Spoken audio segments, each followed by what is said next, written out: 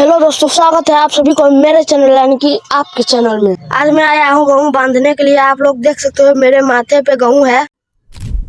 तो आप लोग ये देखिए दोस्तों, ये पूरा ही गेहूँ का खेत हो गया और यहाँ पर आप लोग देख सकते हो गेहूँ बांध रहा है कितने अच्छे तरीके से। दोस्तों आप लोग यदि गांव से जुड़े रहने चाहते हैं तो इस वीडियो को लाइक और सब्सक्राइब, इस चैनल को भी सब्सक्राइब कर दीजिए। इस चैनल पर गांव से रिलेटेड वीडियो आती ही रहती है। तो दोस्तों आप लोग इस वीडियो में फुल एंजॉय कीजिए।